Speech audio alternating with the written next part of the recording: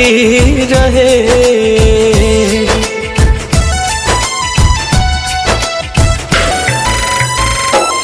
मना कहीं न मनली दिल के तोड़ल जरूरी रहे।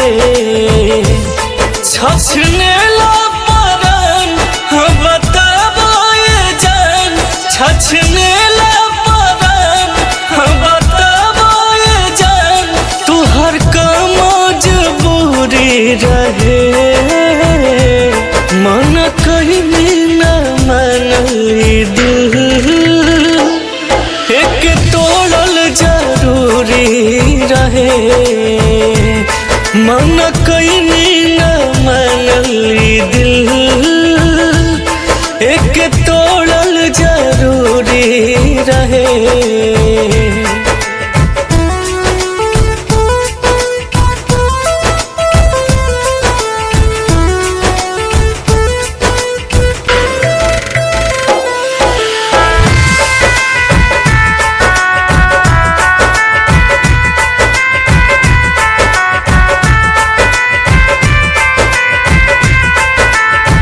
एक ही सुरतिया दिनों रतिया अखिया के सोझा रहेला।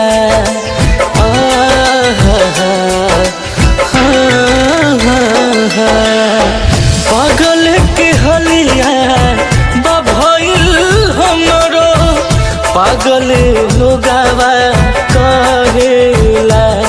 कैली हनी हम रहे दिलवा लाचार, कैली हनी हम प्यार रहे दिलवा लाचार।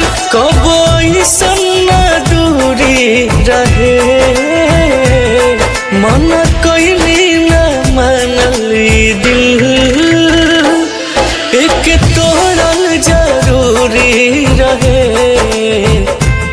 मन कैली न मनली दिल एक तोड़ल जरूरी रहे।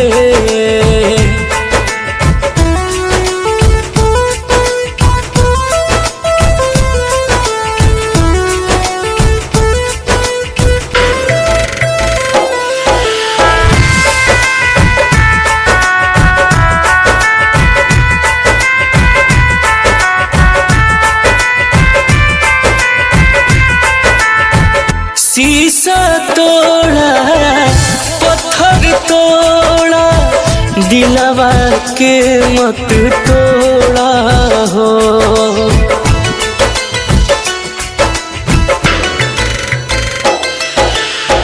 शीशा तोड़ा पत्थर तोड़ा, दिलवा के मत तोड़ा हो। बिन मुना के बुरा कके चल गइलू दूरा, बिन मुना के बुरा कके चल गइलू दूरा। ई कहानी अधूरी रहे। मन कहीं न मनली दिल एक तोड़ल जरूरी रहे।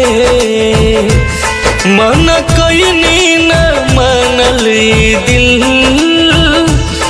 एक तोड़ल जरूरी रहे।